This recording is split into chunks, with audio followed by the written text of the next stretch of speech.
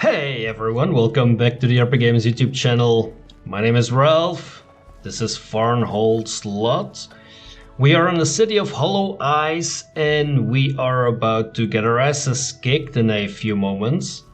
Today is the day where we're gonna try to kill the dragon. We made a deal in the previous episode with a bunch of bandits. There is, however, a backup plan in case our betrayal of the dragon doesn't work. We can get the reward that the dragon is looking for, actually. The dragon was looking for some kind of magical item, and in order to get that item we need to solve this crystal puzzle. So that is what we are gonna do right now. First of all, there is an empty socket here, so we need to put a crystal in there, and that crystal can be found in the ruins to the south, which I already did in, I think, the previous episode. So let's just put that crystal there. And now we just have to click all of these in the correct order. Let's see how that will work.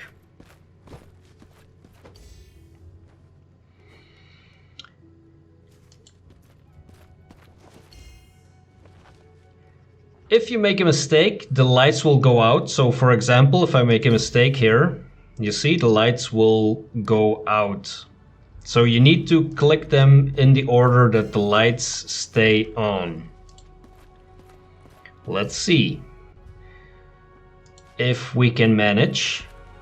There is a pattern here that you can follow. I'll probably make a separate video for this to explain it completely. Which one is it now? I think it's this one. Yes.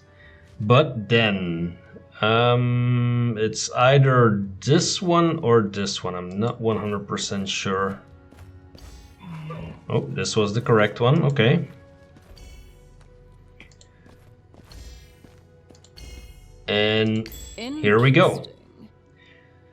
So we found the Wand of Heal. This is what the dragon is looking for. And we found a headband of mental perfection. Great. That's going to be equipped by, I'm assuming, Cephal.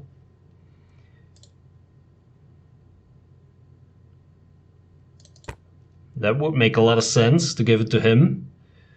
Natural armor, yep, he could use that too.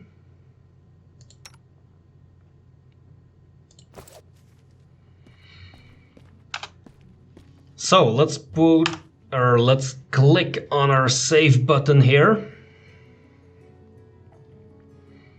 And now we need to find the bandits somewhere near the dragon, which will be down here somewhere.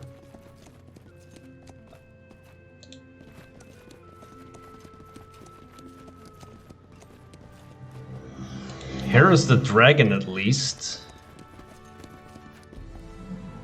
Where is the bandits?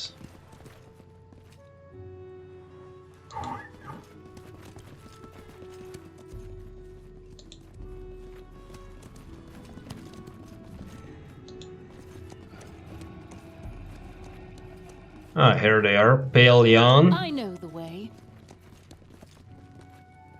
Let's see how this goes. I don't expect us to actually win this battle, but the idea that I have is to have Pale Jan and his troops get killed pretty much, trying to do as much damage as possible, and then hit them with our own stuff. Please, get to the point.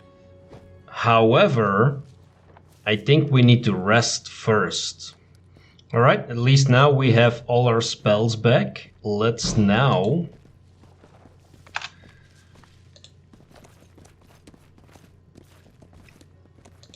oh, there is a dragon, okay. Let's now speak to Pale Jan.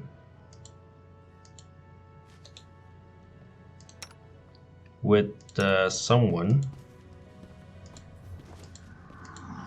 Oh wait, we cannot speak to him?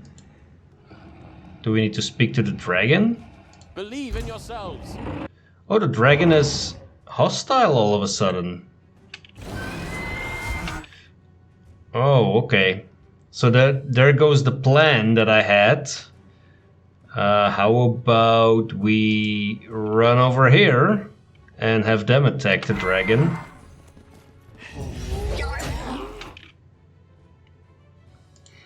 Okay, let's send in the elk.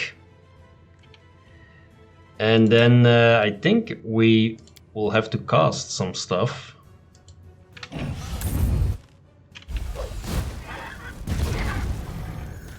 Really wondering... Yikes, that's probably gonna kill someone. Actually, it's already halfway, so...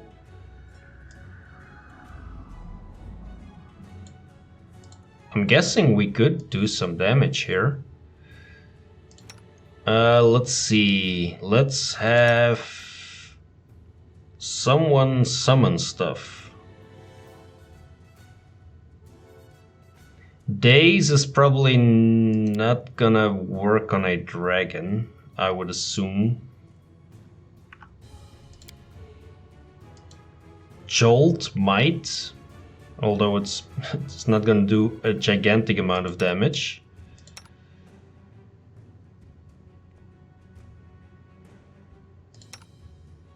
Where is our summoning spell? Let's see.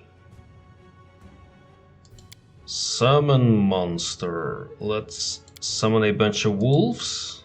It's always a good idea. And then Tahara, start shooting.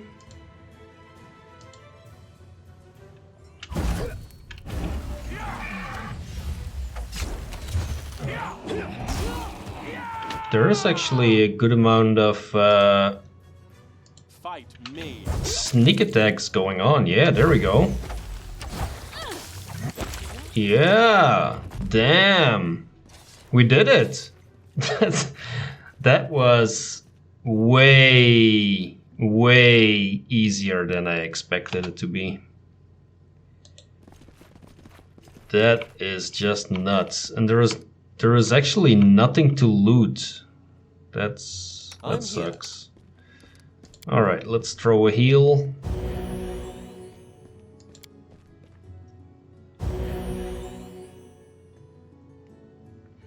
So when we have our wand of healing, so actually I think I'm gonna just equip that.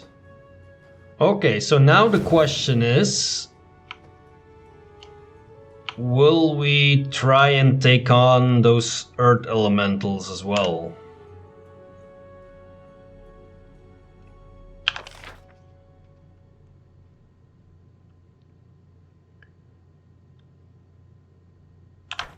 I think there is even more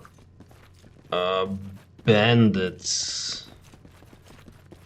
Because I believe when I went invisible, I found some more fighting going on between bandits and, not quite sure, wolves maybe. So let's see, maybe we can find that somewhere. Although I clearly don't remember where exactly this was. So let's just head towards our nemesis, the earth elementals.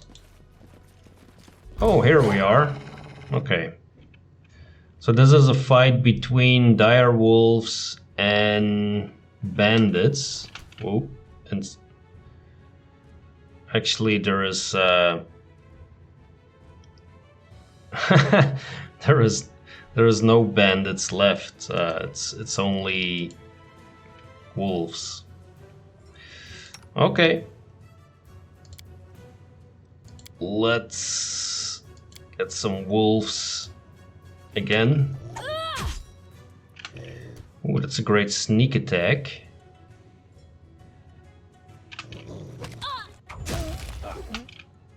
Yeah,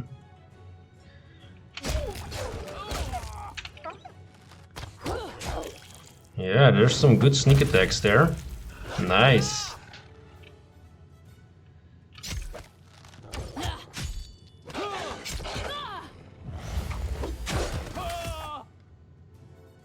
Alright, we're doing quite good. We're doing good. That is that. Alright, we can grab some pelts. There we go. And I'm thinking I might actually just leave the earth elementals.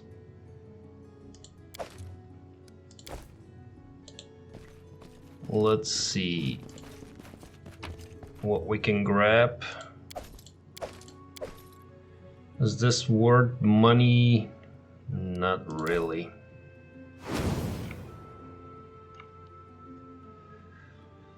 Let's check out the journal to see if we actually solved the quest. We did! It says return to Varnhold, so let's actually just do that. It's a pity we had to fight the Centaurs. They live in my land, so they're my subjects too. They will never accept you as their ruler, nor will they live peacefully with humans in lands they deem their own. Do not pity them. They made the choice to reject civilization and continue living as animals. I believe we should set up a camp for the night.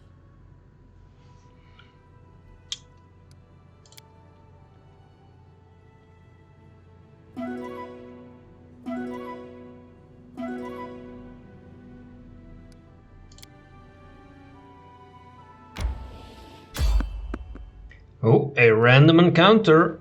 I didn't even get the chance to click on the random encounter. So it's clear that the DLC has way less freedom of movement and is way more story driven, which makes sense in a way. Especially if you wanted... Whoop.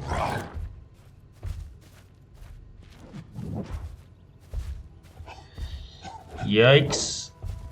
Who is this dude? We will be victorious! Yeah, I'm not so convinced about that, but okay.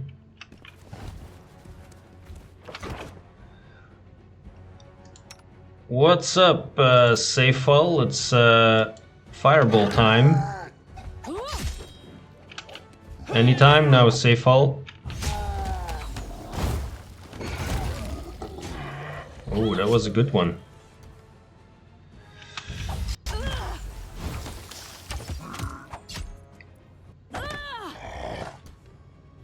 Yep, almost down. There we go. Oh, look. That is so awesome. Look at the back of this zombie Cyclops. It's like completely blackened from the fireball. That is really cool. It is Willas Gunderson. We actually... I recognize the name from the main story. I don't remember what exactly happened to Willas. I remember it was a quest, but yeah. The man you just saved catches his breath and smiles brightly as if he hadn't just been zigzagging away from his pursuers. His clothing and equipment are an odd mix of quality, durable items and pompous decorative elements. Even his shirt seems cut specially to provide an unobstructed view of his chest, which is adorned with 2 golden chains. Baron Varn, your grace, what fortune meeting you here. Until now, I've only met unpleasant guests on my morning escapades. Mygar smiles warmly at the stranger and extends his hand in friendship as to an equal. He also stands in such a way as to capture the stranger's attention while not blocking your view, or Cephal's. Greetings, you are? Willas Gunderson, your grace. Apparently flattered by the attention, the peculiar man strikes a proud pose. Scientist, traveler, and researcher of antiquities, at your service. It's a pleasure to see that my barony attracts such educated people, and it is most regrettable that they must face such difficulties. Mygar nods towards the dead, now entirely dead, Cyclops. Where did that creature come from? I have no idea. I was enjoying the view and taking notes when an ill-mannered simpleton stepped into my light. I politely asked him to step aside and allow me to finish, but he wouldn't listen. And when I turned around, I knew he couldn't have, for zombies have as much reason as manners. A perception check, yes, this one we cannot fail. While Mygar entertains the traveler in conversation, you carefully examine his gear and clothes. The first thing that strikes your attention is an intricate yellowish jade bracelet on his wrist. You can tell by his ragged state that Willas has been on the road for at least a few days, and indeed, from all appearances, mostly off-road. Knowledge world, okay, we can succeed on this one as well, thanks to Cephal. The bracelet looks carved as a whole piece of jade, of unusual hue. Even from a distance you can see the patterns that decorate it, obviously signs of the relic's origin. This item came from an ancient Cyclops empire, but what is it doing here and how did this hapless traveler acquire it? Well, now this Cyclops is much more polite, isn't he? Mygar falls quiet for a moment, allowing you to add a few words to the conversation. Let's see what we can do. Oof. Willas, aren't you, cold in those clothes? Not that I don't enjoy the view. Making Mygar a bit jealous here. Valerie, you tigress! We barely saved the lad and you're already sinking your claws into him. And such wickedly sharp claws. Anyone would be smitten. Willas Gunderson returns your interested look, obviously flattered by your attention. These are my claws. I do whatever I want with them. Forgive my lack of tact. What were we talking about? Let's intimidate the guy, let's see if that works. So, my friend, now that you've seen my claws, why don't you tell us about that bracelet you're wearing? You wouldn't lie to the Baron and his men now, would you? Someone is conducting a bit of theater, Cephal mumbles, drawing a sneer from Mygar. The joyful mood drops from Gunderson's face. He looks at you askance and fiddles with his bracelet hesitantly. This knick-knack is my latest find. I found it on the river shore. It would seem the water washed it out of some ancient burial mound. No doubt it's very ancient and may have serious scientific value. I haven't dated it precisely yet, you must understand, such things takes time. But I swear Desna herself guided my hand, right into the tomb where I stole it. Mygar approaches and pats the lad on the shoulder, gently taking the bracelet from Willas' hand before he can object. This is quite interesting. The barony doesn't yet boast of its scientific achievements, but I think we can find a specialist who should be able to determine the bracelet's origin. If this is a precious item, your efforts in finding it will be generously rewarded. Here, take this as an advance. He takes a purse from his belt and hands it to Willas. Where did you say you found it? By the river. Willas seems taken aback by expropriation of the bracelet, but regains a smile when he feels the weight of the purse he'd just been handed. I'm only happy to help in any way I can, Baron Varn. With your connections, we'll surely discover the origin of this find, and meanwhile I may employ my time on something just as useful. Did you know that besides scientific articles, I also write fiction? I cannot pass up the opportunity to write about the exploits of the Varling host and chronicle your first steps as a baron. You wouldn't mind, would you? Oh, we have our own Lindsay now. So long as they don't ask me to sit for a portrait, I was born to a noble family, so my childhood was wasted on sitting with my mother and brother for a train of grand portraits. I was only spared the torture after I covered my waistcoat in tar and lit my pretty feathered beret on fire. So long as you'll spare me such torments, Willas, I don't mind what you do. You should find some place to settle in Varnhold and get to work. I will send word when I receive news about the bracelet. As you wish, Your Grace. It's a pleasure to meet you and your companions. Willas gives you a curious look, then turns and walks off in the direction of Varnhold, still hefting the purse in his hand. Yeah, gives my claws a curious look, no doubt.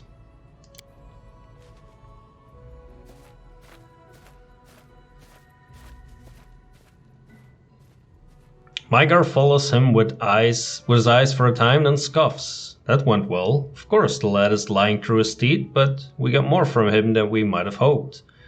Varn looks pensively at the bracelet. Why did you invite this Gunderson to Varnhold anyway? Do we really need even more foolish treasure hunters in this backwater? My mercenary gut. 9 times out of 10, when my gut tells me to keep my eyes peeled, the situation is about to get bad. Of course, there's always the 10th time, and my gut is merely predicting a severe hangover, but I don't think that's the case this time. Maybe Gunderson really is just a charming chatterbox, and he ran into that dead Cyclops by accident. And maybe his bracelet is a simple piece of jewelry, but something in this story doesn't sit right. The bracelet is an ancient Cyclops relic. It doesn't take a specialist to see that. I agree. Perhaps we shall find the Cyclops treasure around the corner.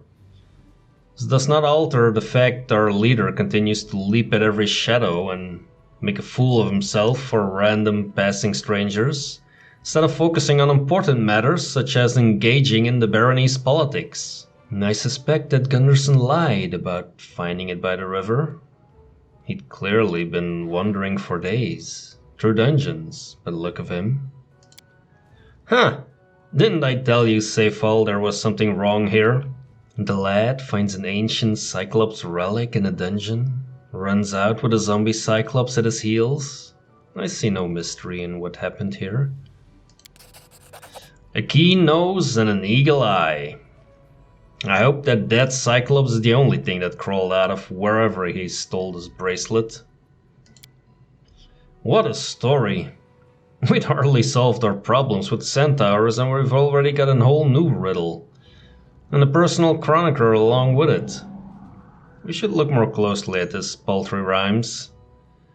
Cephal, take the bracelet and see what you can make of it. Valerie, keep an eye on our new friend. Visit him in Varnhold when you have the time. Maybe you'll manage to pry something else out of him. That's it. Let's move.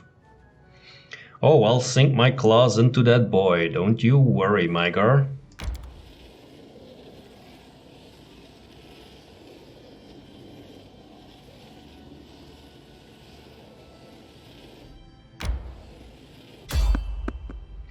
Another random encounter.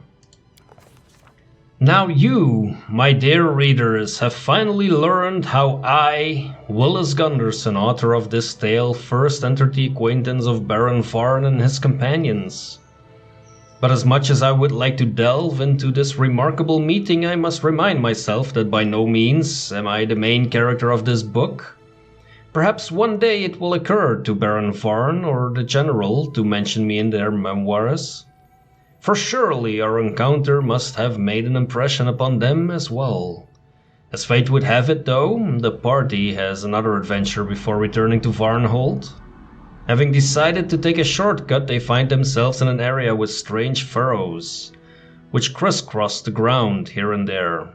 Baron Varn and his companions are cautious and approach unnoticed, as a young centaur whoop and leap from one furrow to another. After a moment, Baron Varn prepares to call out to the creature. Let's look on in silence for a moment, see what's going on. The centaur frolics down the path and straight into trouble, as it turns out. Another leap and the ground explodes in a fountain of dirt and stone, and the muzzle of a great monster suddenly appears, straight out of the earth, right under the centaur's tender hooves. With barely a glance, the seasoned Varling host recognizes the monster as a Bulette, a sleek predator which attacks its prey from under the ground. The terrified centaur manages to twist away and escape with his life. The monstrous jaws have cut deep wounds on his legs and side, but at least haven't crushed him. The boy's painful screams echo through the air, while the dull, grumbling beast prepares for another attack. Baron Varn takes up his sword, steadfastly set on settling the matter himself. Mobility or stealth? It's both a +6 that we need to roll. Let's see, either we lead the charge relying on vigorous attacking skills, or we approach the monster silently. Yeah, well, I mean, as a rogue, I'm going the stealth route, of course.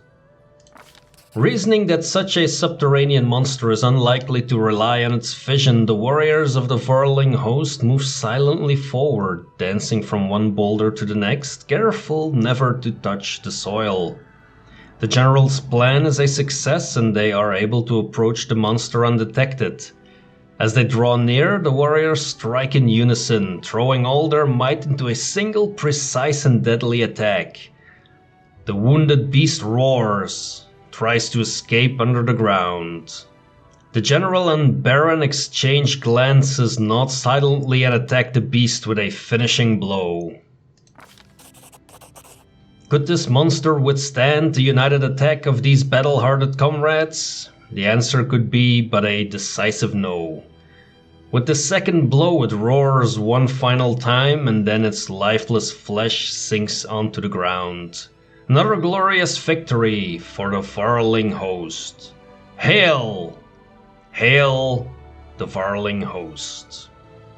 We receive Bulette bone plates, diamond dust, some experience, and let's eye the battlefield. Despite their victory, the young centaur is losing blood quickly and has but moments more to live. Luckily, the team has means to aid him. Let's aid him, yeah. Let's buy some goodwill. Baron Varn greets the boy and strikes up a conversation. Cephal and Varn, mumbling something about reckless risks for questionable purposes, approaches the beast's lifeless corpse and starts performing some calculations. Meanwhile, the general decides it's a perfect moment to learn more about centaurs. The centaur says his name is Royko, but it sounds more like a nickname than a real name. He is manifestly stunned by the courage of Baron Varn and his people. He hesitantly prepares to go on his way, explaining that the tribe would soon notice his absence and that he might be punished for talking to the two-legged. The general delicately manages to get some further information from him. For the most part, it only amounts to what the team already knows, but they learn that the centaur belongs to the Gnomon tribe and their leader is one Ikora Silverfire, a name Royko speaks with the fiery awe of youth. The Gnomon centaurs consider themselves guardians of this land and stand ready to defend it from any invasion.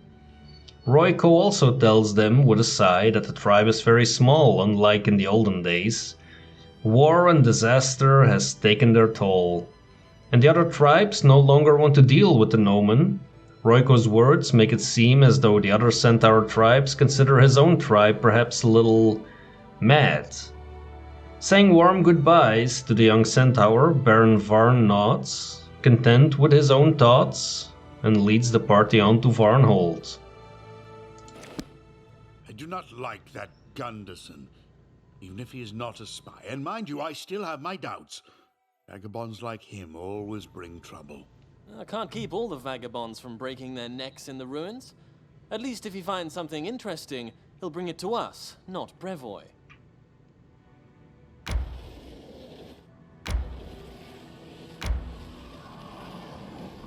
After a daring raid into the lands of the wild Centaurs, Baron Varn and his companions returned home, and I, Willas Gunderson, had the honor of accompanying them. A time of peace has come at last. Varnhold greets one serene dawn after another.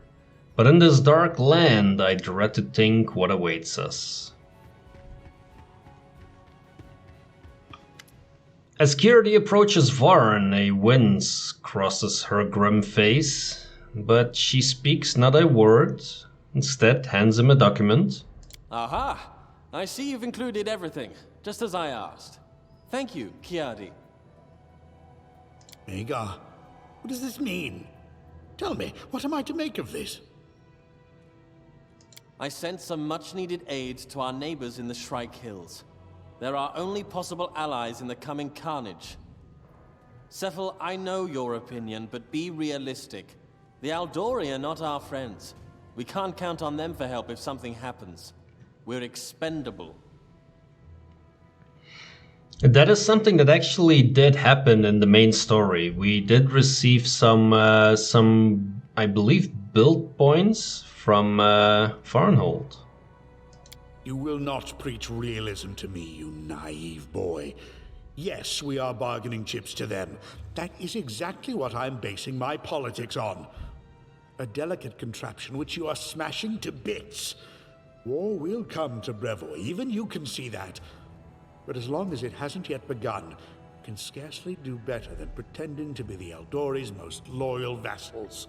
You're both wrong. The Eldori are noble. An alliance with them would ensure our common prosperity. They are noble, it's true. But it's the nobility of Brevoy's aristocracy. Whether they're Isian or Rostlandic, they don't welcome outsiders into their fold. I'm sorry to shatter your dreams of triumphant Eldori knights, my friend. But take this for a fact. Our lives are nothing to them. Well said, Magar. But if you understand this, then why not take the next logical step? Listen to me carefully, you three. Yes, Kierdi, this involves you too. Things are looking bad. First, the land here is fertile, but its most bountiful crop is Cyclops' graves. Second, it shares a border with the Obaria, well known for its epidemics. Gods forbid the wind carries the next plague here. Settlers are reluctant to come here as it is. I can scarcely blame them. Do not become too attached to Varnhold. This is but a stepping stone. Our real prize lies to the west. But what does Varn do? He sends them gifts. Better to send them assassins. Without their Baron, the Shrike Hills would descend into a struggle for power, and Silverstep and the Canelands would fall to us soon after. Ooh, Cephal, I don't like you. Such villainy! Do not interrupt your regent, Varn, or relieve me of the position this instant. Now, what is the most important thing here? The Aldori are afraid of unleashing war. They know that if they tried to separate from Brevoy without some kind of outside support, the Sotova would crush them. So, we must convince them that we are their most loyal allies. We will stoke the Aldori into an uprising.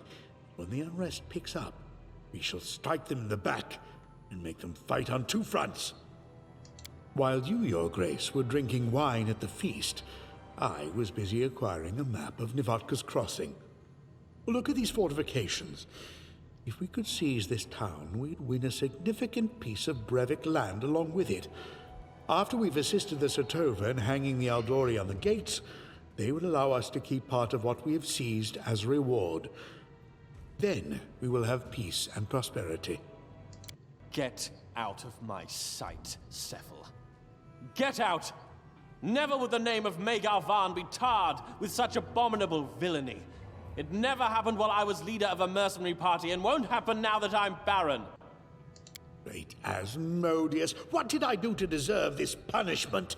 Why do I deal with you at all? I should have taken my share and retired a long time ago. I'll be off somewhere soon enough, to Absalom or Cheliax. I shall read books on the porch and drink wine, while you do whatever you want. Burn the city down and get yourself killed. Come to me later. We need to talk. I can't believe my ears. Must the history of our country begin with such villainy? Oh, Cephal. Cephal. Well. Let the old devil cool off. I'll talk to him later. Is that all, Kiadi? The dwarf shrugs and hands him another paper. I see. So, we've got a revolutionary from Galt on our hands. A tavern keeper writes us.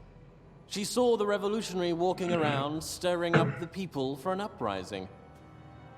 Well, you're the general. You go and deal with it. Talk to the tavern keeper. Find out where to look for this instigator. Well, far be it from me to teach you how to do your job. When you finish, report back to me. By the gods, what a worry. Uprisings, intrigues, these damn letters. That Gunderson and his bracelet. And the Baron has to see to all of that, and listen to everyone's complaints while he's at it. What a nuisance.